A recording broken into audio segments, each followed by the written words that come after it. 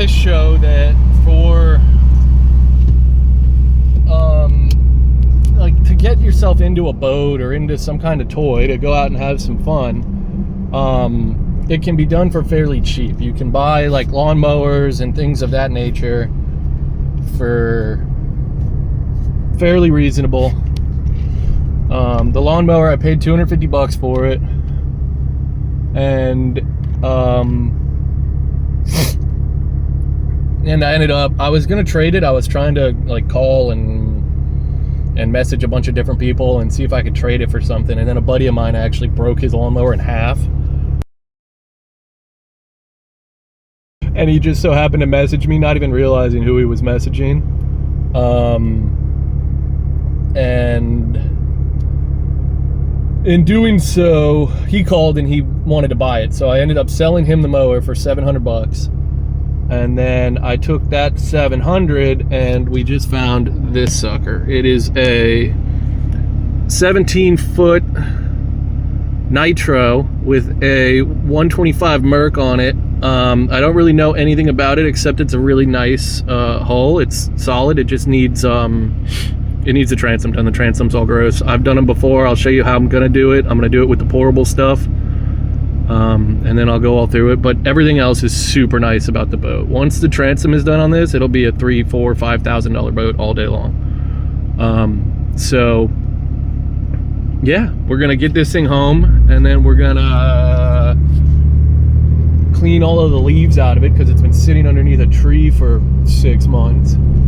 And after I clean all the leaves and all the stuff out of it and get it all cleaned up, then we'll yank the motor off and do the transom. And I'll show you how to do that with the pourable stuff and a chainsaw. It's really super simple. It comes out super good, and then you don't have to tear up a whole bunch of stuff. So I'll see you all back at the house. All right, let's do a quick walk around before we get struck by lightning. Jeez Louise. 17-foot Nitro. Sweet looking boat. And it is just, it's been sitting under a tree, but homeboy left everything in here. There's, I don't even know what that is. A camera mount maybe? There's that. There's a radio in there. Some switches. There's life jacket, engine cover thing. Live well. I mean, the carpet's in good shape. Everything's in really good shape. The only thing is the transom is wobbly, but no big deal. Mark's cool. Needs a good buffing. It's Rick edition. Yeah. Got some worms. I got a bait box. There's definitely like some wiring and some other stuff I gotta do. I mean, it definitely needs some love. It's definitely been sitting. Definitely slightly torn apart. But it's a good bones. Good bones. It definitely needs some trailer adjustment. I don't like the way the trailer is. I don't like the way that they have the bow of the boat sitting on that huge chunk of aluminum. So I'm gonna change that up. I came to look at it to see why somebody would put a piece of aluminum here to rest the damn boat on, but it's a piece of PVC. It's a PVC fence post. Oh, it's so dumb. I'll get the right thing so it's not like that. And then those bunks need to just go up a hair, and then it won't touch the center there either. But everything is solid, man. It's a nice looking boat. Just got to pour the shit in the transom, and she'll be good to go. Hopefully the motor's good. I can't really test the motor. It has no battery, but I mean, the kid said he was fishing it and seemed like he was not happy to be getting rid of it. The dad was saying the kid's gonna be really sad. So all good. Trolling motor's nice, Minn Kota with the pull handle. Just needs to be cleaned up. And it has two hummingbirds. We're back. We got a new project. Look at it. It's sick. Just like that, we turned a lawnmower into a boat. Now, it does need a transom. It is 100% wobbly. The guy has the, come on, mosquitoes. I'm getting bit. The guy has the pourable transom compound, which is the same stuff I used on the Mako. So we're gonna use that. But I'm gonna clean all the leaves and all the gunk out of it so nothing rots away.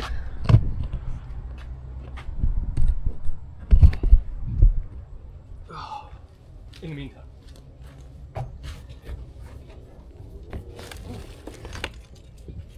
Dude, look at the club. There's all kinds of stuff in here. Oh my god, there's ants. I hate ants. That sucks. I gotta go get a scooper.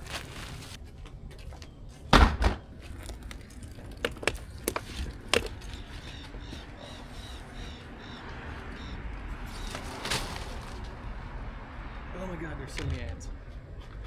Go away, ants.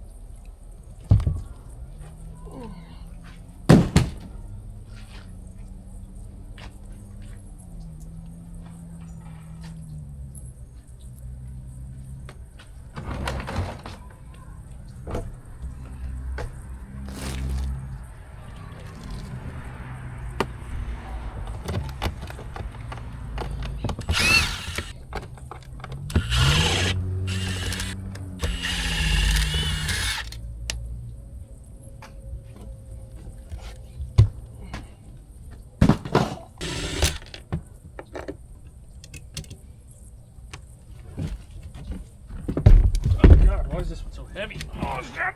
Ugh. Jesus.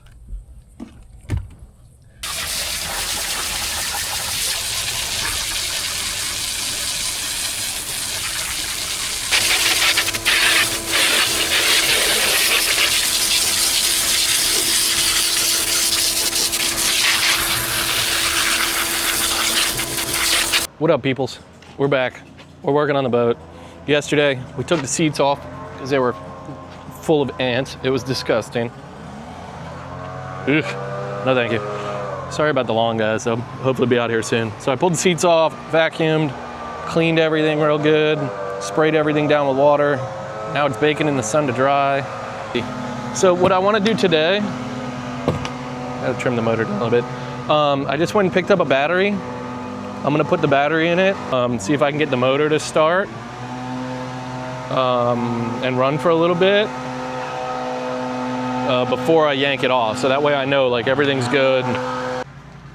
Can y'all see? So got a brand new battery. Yeah.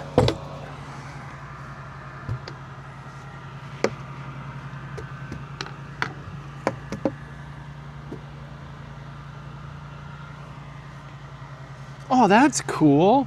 So this kid left this thing, the stick, in the boat. It goes in the light thing, and it's got power for the camera. That'll be sick for when we're out filming. Let's go.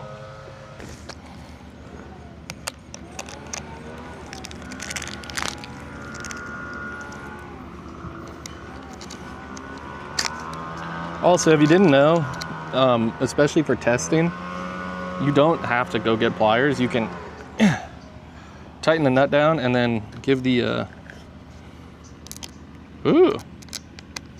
power going somewhere. You can tighten the nut down and then give the thing a little turn and it'll tighten it up for you.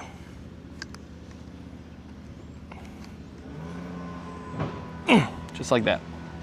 So trim tilt works. Let's see what we got. Hit the key. All right, the key. Seen better days. Oh, let's go. Oh, we're in gear though. That shouldn't have happened. Oh shit, shut up, shut up, shut up, shut off. That's not good. Turned the key off and it didn't shut off. Hold on, I'll be back. Okay, well, I found out why I went to turn the key and the whole key just fell in the hole. And I think that might have something to do with it. Why? Why do people do things like this? So I'll get a key. Let me put this back together so I can start the motor. All right, after some quick work with the zip tie, we are now locked and loaded.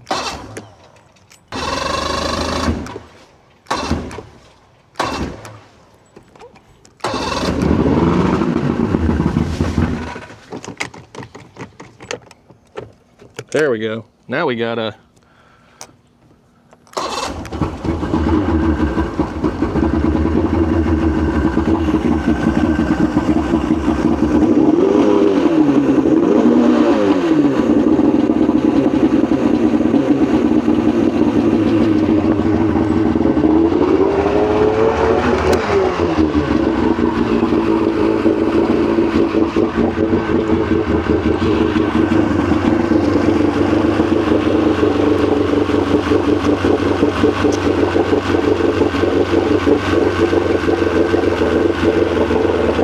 that's not good. Can't shut it off. Die. Die, please.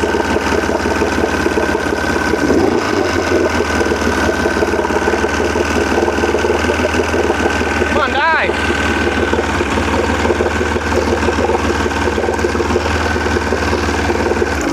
Ow. That sucked.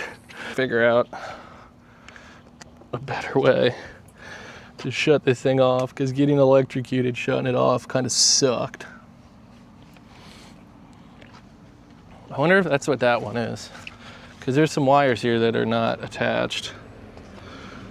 Oh, right there's a black and yellow. I bet it's that one. I bet that's the one that shuts it off. I'm gonna reattach that and try again.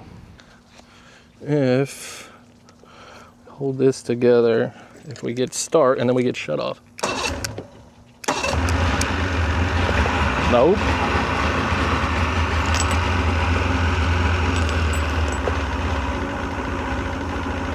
Nope. Ow. That one's sending me power. It's shocking me.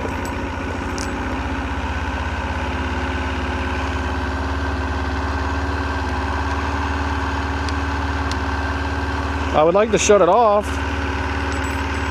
Ow.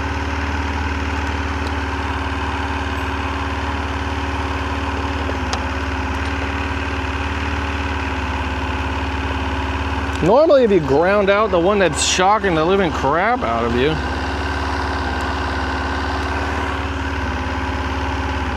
Oh, there we go.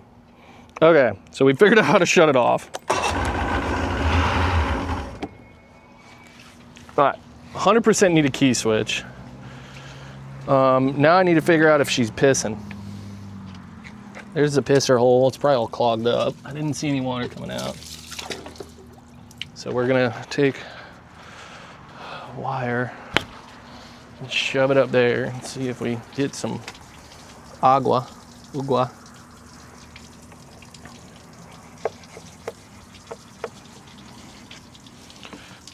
At least we know how to shut it off now. That makes me happy.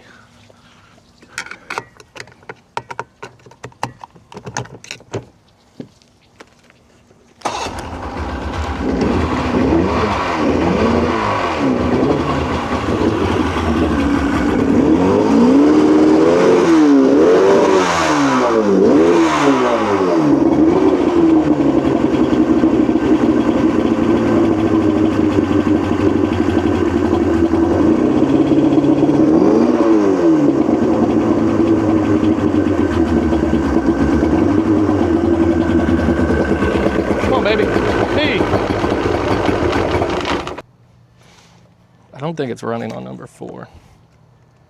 Ooh, it's getting hot. All right, so we need a water pump.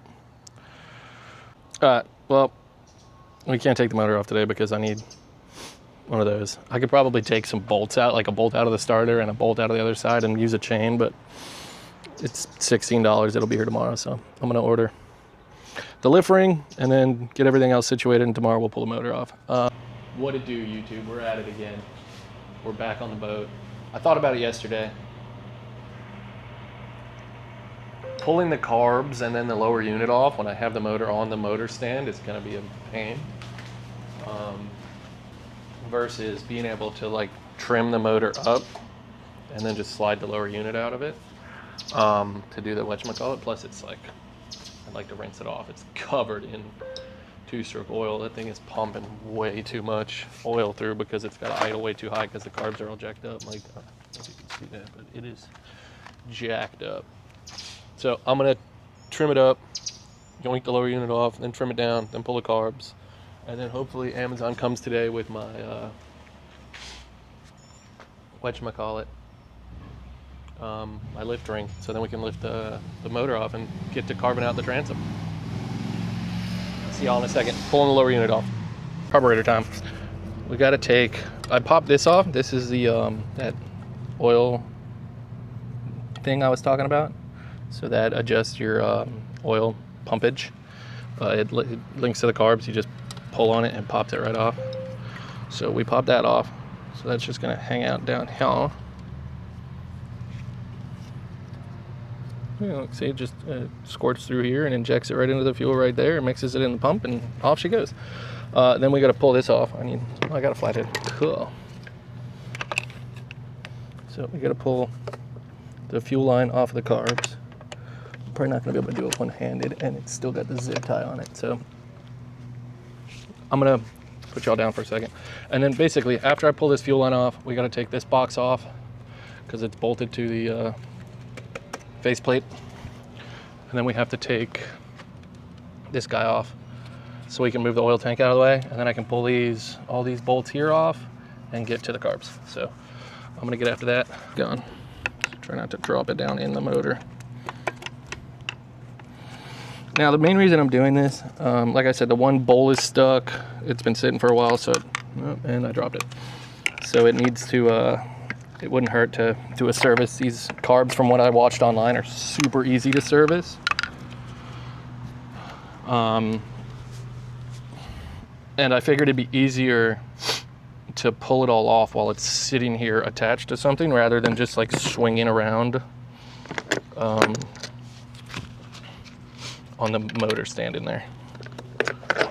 So this is an 8mm for this one.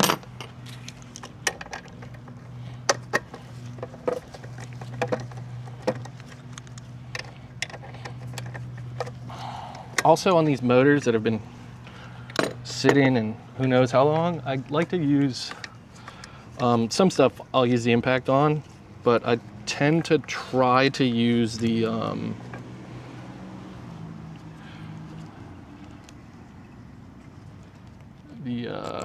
also going to disconnect the battery because now I'm messing with electronics and stuff and I don't want to short anything out. This stuff gets expensive quick.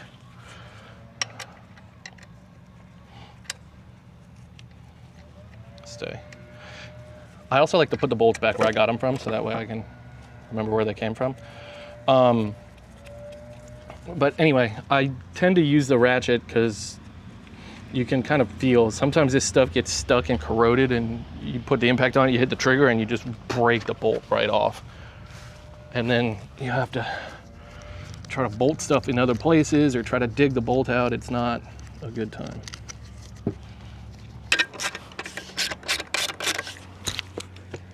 Oh, yeah, these are, I'm gonna go get an impact. I can see that those are not corroded. I'm not gonna sit here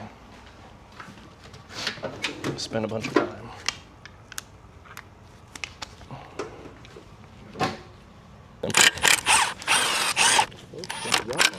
Yeah, the Yamahas and the John. Yeah, those, yeah, I honestly,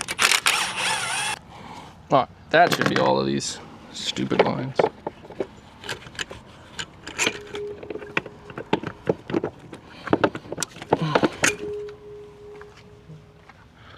Carburetors out of the way. Carbs on the thing.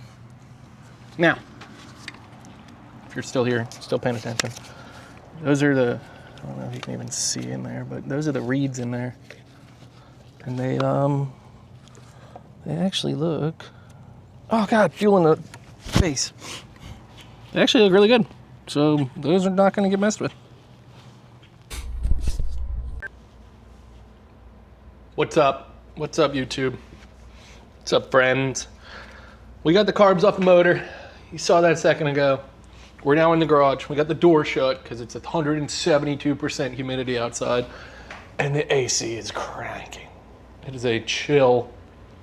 I honestly don't know what temperature in here it is, but it's cold. Not cold, but it's nice. It's nice. It's beautiful in here. All right. Anyway, back to the carburetors. Carburetors. This is the top one because the linkage was on the left side and the fuel came into here.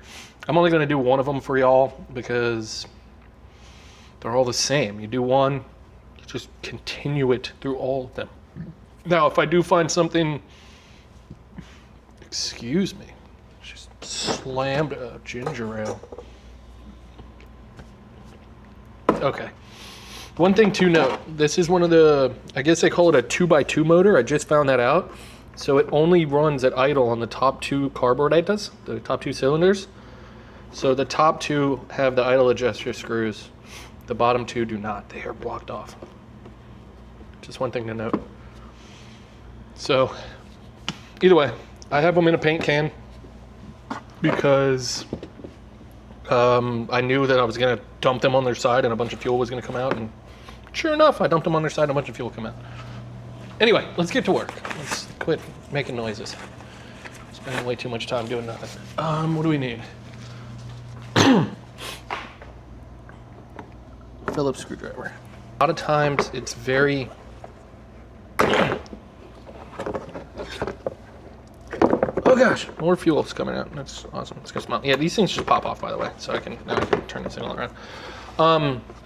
Anyway, one thing to note is that the screws on the bottom of especially like Mikuni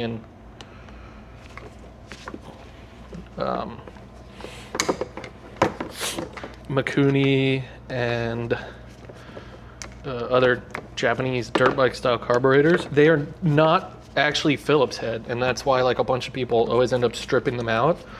They are called a JIS, a Japanese Industrial Standard, and it's a specialty screwdriver. So if you plan on doing a lot of carburetors,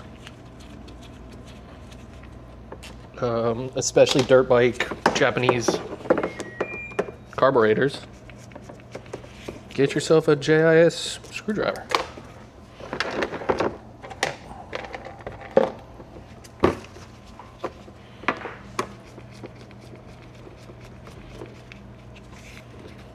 So currently we're pulling off the float bowl. In here is where your carburetor float is.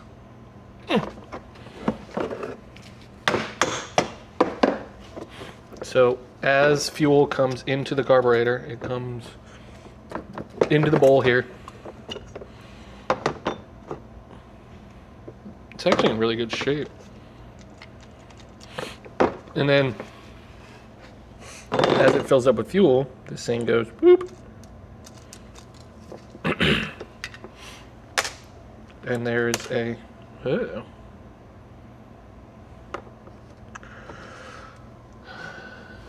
there's a little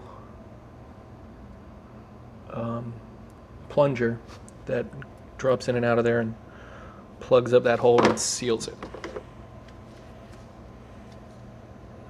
Now, the reason that this one was not sealing, because it looks like it's in really clean condition, and it's hard to see if you guys can actually see that, but I think this tab is bent down, which the tab being bent down would mean when this thing pushes up, it's not fully sealing. So we're going to give that a little push so it's flat again. Everything else looks super clean in here. I'm surprised that I'm surprised that this one was leaking.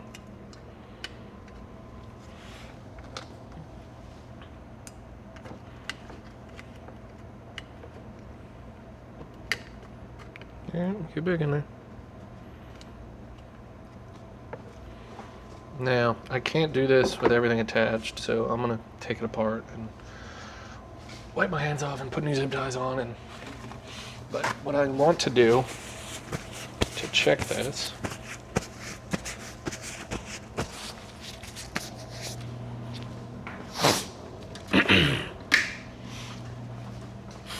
take this one off of here, cut that zip tie, and pull this hose off.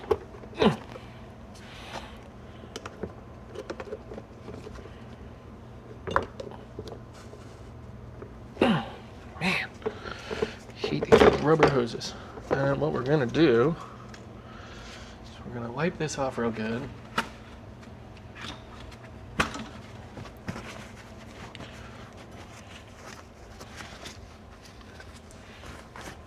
And then we're gonna stick this in our mouth. And we're gonna make sure that when we push the thing up,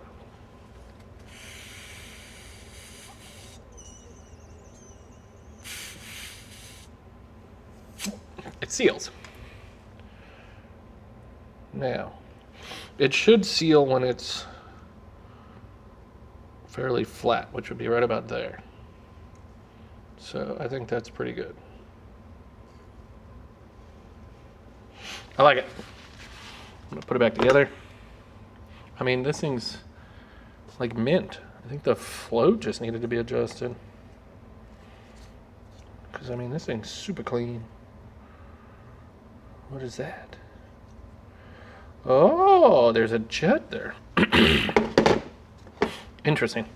So, right there's a little jet. So we're going to take this out. Get a flathead.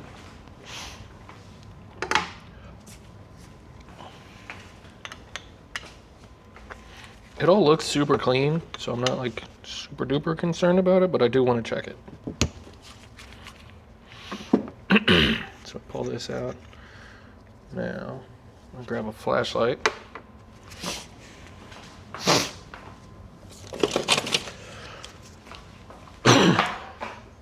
And, I mean,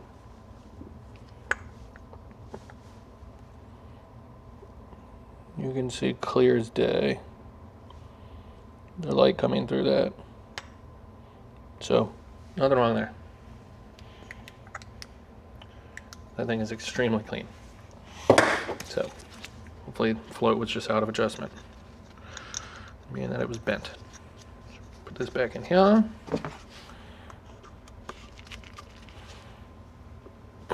Tighten it up. Check this one more time. I'm happy with that. Put this back on so we don't lose any pieces.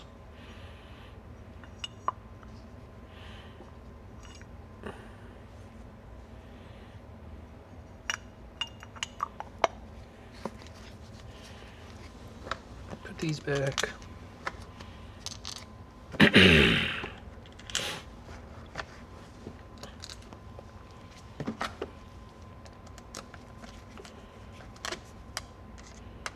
And we're going to check the idle jets.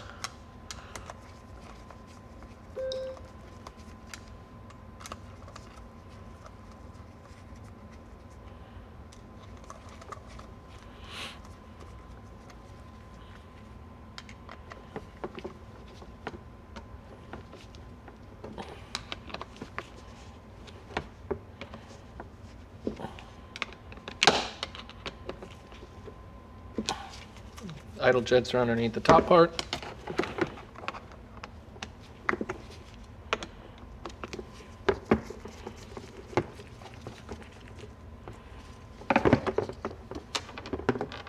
Stay.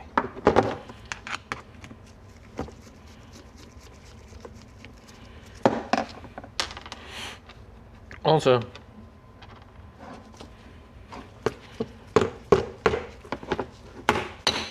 don't be like discouraged to go online and try to figure this stuff out. Like, I didn't know any of this until I watched a video last night on these things. but they are super simple. I've done so many different carburetors that definitely probably could have torn into it and not had any issue at all, but it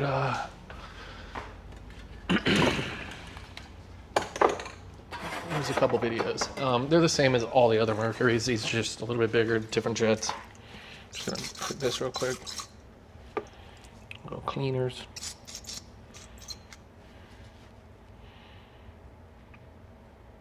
Where did that came from?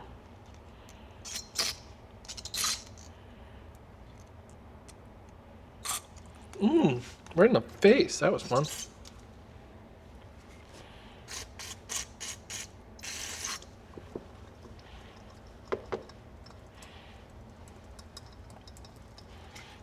Cool.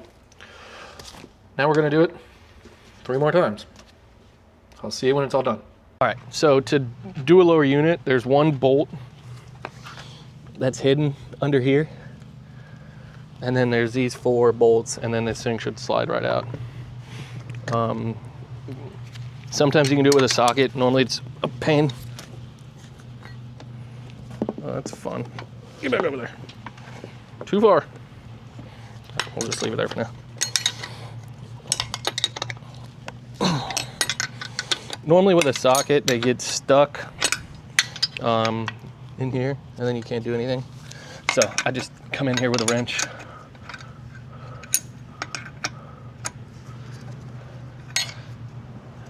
Yeah, that's above it. Okay. Sometimes these here, I don't know if you can see that. Sometimes the water, I think that's for the mile per hour. It's like the pickup for the speed, or it's for the water sensor, something, water pressure sensor. I don't know. Anyway, sometimes this is on the actual lower unit. It like just goes down through the hole, and you got to take it apart. So just be mindful of that. On this Mercury, it's not. It's right there.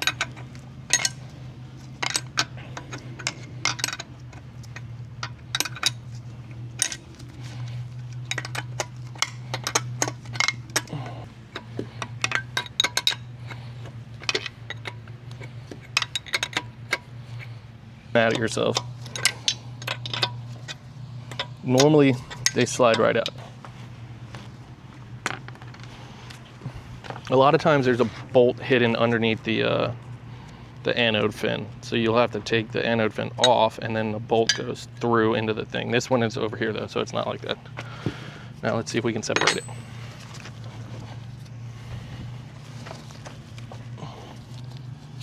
Make sure we didn't miss nothing.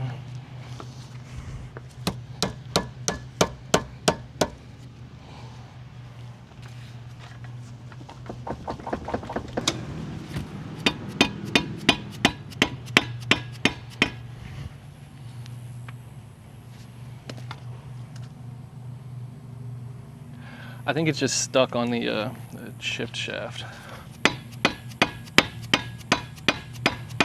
There we go. It's starting to go. You just want to be gentle. You don't want to whack that really hard with a metal hammer. And once you get it started, you can come back, give it a little help.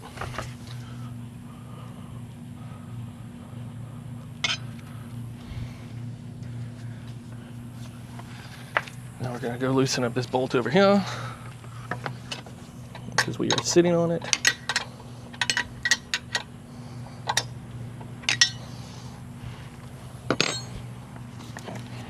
Last bolt's off.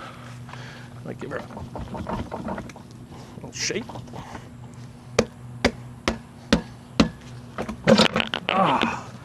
And just like that, you have the removal of your lower unit.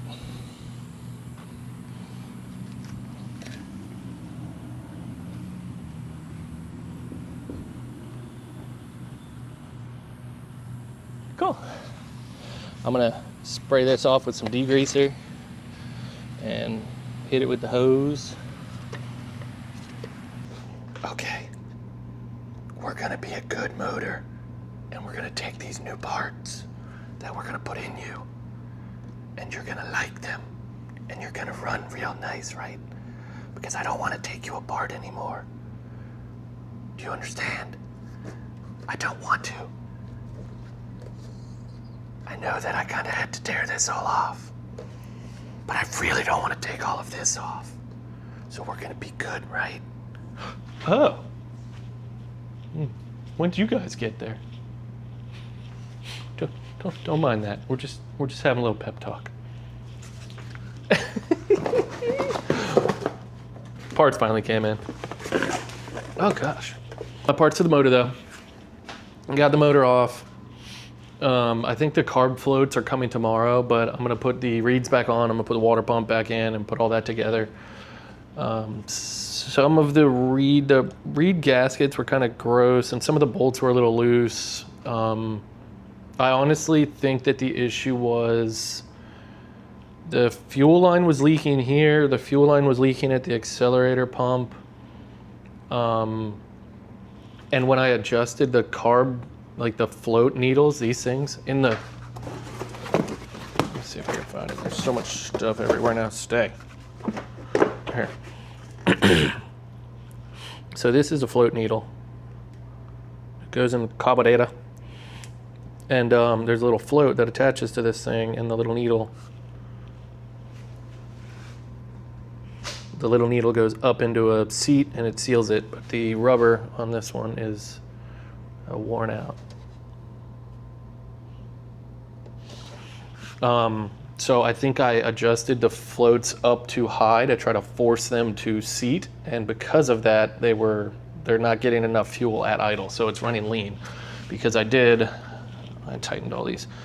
I pulled the plugs the other day just to check them, and the one carb that was flooding, which was number 3, was super rich and dark and like all sooty, and the other 3 were super lean and white, like they had no like burn to them at all. So I'm gonna put new gaskets on the reed blocks. That's what's in there, and then the water pump, and put all this back together. And then we just have to wait for the floats to get here for the carburetor, which are coming tomorrow. I did pour the transom. I'll add that in after this. I'll show you all of that and kind of the process of what I did with that. But for now, we're gonna put the motor back together. I don't feel like opening the garage and going outside. It's too hot out. So we're just gonna work on the motor. Absolutely not spec. It's gonna get a couple.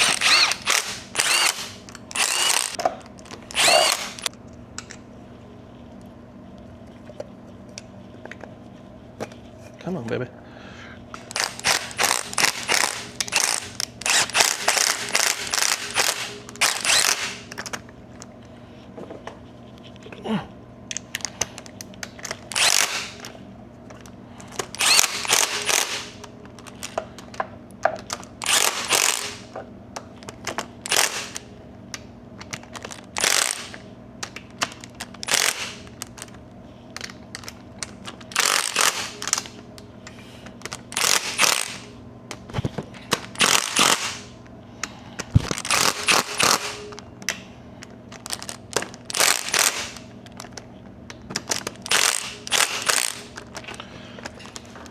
All right, put this joker on here.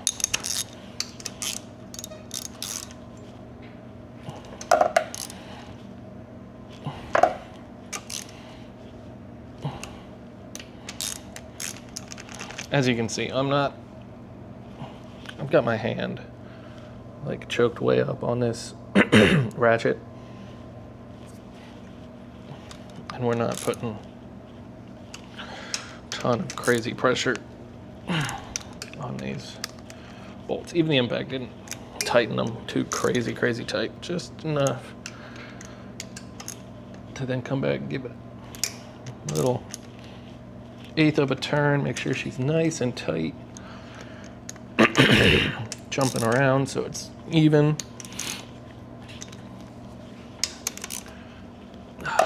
That joker's solid.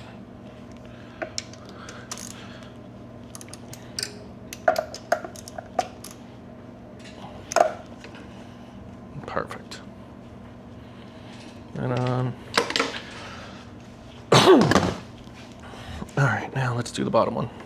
We're getting ahead of ourselves. We're ADHD in here. Everything we have done so far, I put all new plug wires on it just because new plug wires and plugs. I think that's like a maintenance thing, right? Nice, new, fairly cheap. I put a new thermostat and poppet valve in it just because. New water pump impeller and gaskets. And then I put new float needles in the floats of the carbs, and I replaced the reed gaskets and the carb gaskets. So that's all good. I also had to fix, like this was leaking, so I tightened down the accelerator pump a little bit. And I reset all the timing. So that should be good to go. All right, let's scoot it forward. And then I'll be back and we'll see if we can get her running and idling and chilling. We got the tank filling up. Gee.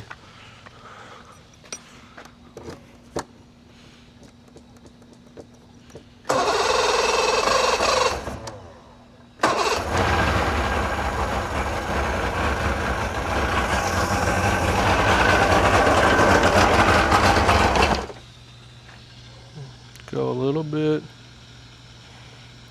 more on the idle.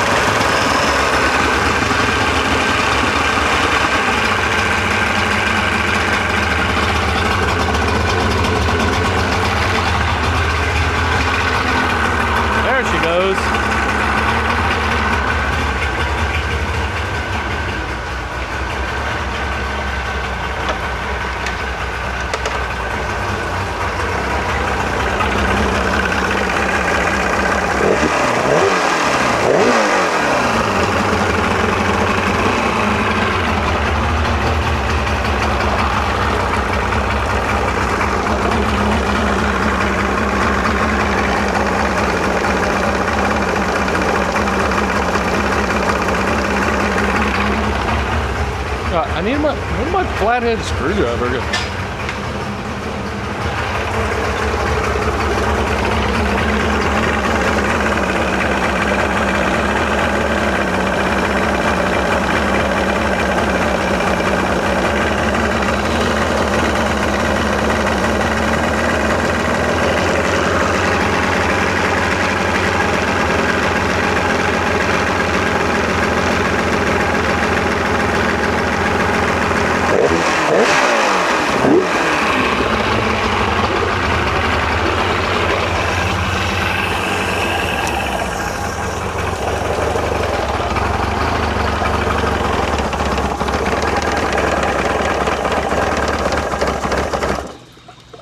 All right, we're getting there. We had to adjust the idle screws a touch. They were a little too rich.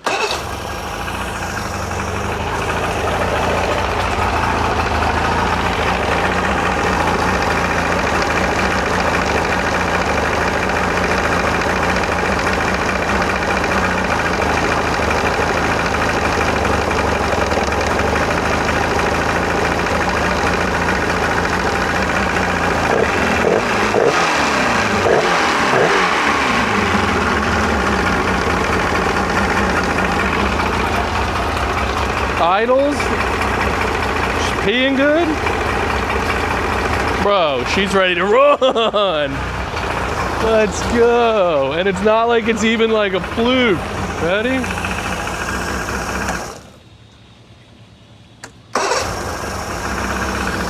starts right up. Let's shove this in here. Let's put you guys here.